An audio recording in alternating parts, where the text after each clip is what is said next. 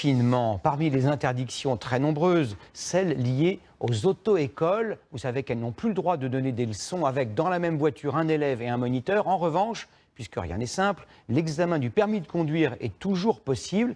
Difficile de s'y retrouver comme le montre ce reportage avec double commande de Guillaume Torel et Antoine Santos. Les voitures sont à l'arrêt. Les leçons de conduite ou de code sont interdites. Les auto-écoles ne sont autorisées qu'à faire passer les examens du permis de conduire. Une décision difficile à comprendre pour les professionnels.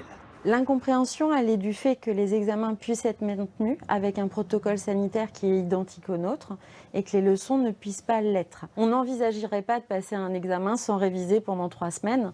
Là, on va être exactement dans le même cas de figure. Dans cette auto-école, les 11 salariés sont au chômage partiel.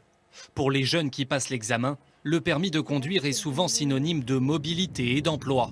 Se présenter sans se sentir totalement prêt ne les rassure pas. C'est pas facile, surtout qu'on n'a plus le droit de faire d'heures de conduite. On est moins bien préparé. Donc là, une semaine que j'avais pas conduit. Donc voilà, c'est moins facile de s'y remettre. Si on fait pas d'heures pendant 3 semaines et on va passer le permis de conduire, ça sert à rien. Les examens restent ouverts, mais qu'on peut pas passer d'heures de conduite ou on peut pas faire de code à l'auto-école.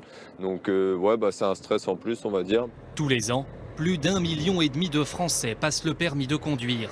Cette année, cela pourrait être bien moins, car certaines auto-écoles ont décidé de ne présenter aucun candidat pendant cette période. Donc vous voyez cela, c'est tous nos élèves.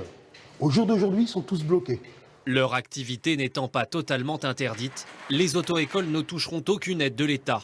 Économiquement, cela risque de devenir très compliqué à gérer. Tous nos salariés aujourd'hui sont chez eux, parce qu'on ne peut rien faire. Mais on n'est pas fermé. C'est ubuesque, mais c'est ainsi. Beaucoup avaient déjà un genou à terre lors du premier confinement. Comment ça va se passer pour les auto-écoles? Et surtout, est-ce qu'elles vont vivre? Est-ce qu'elles vont survivre?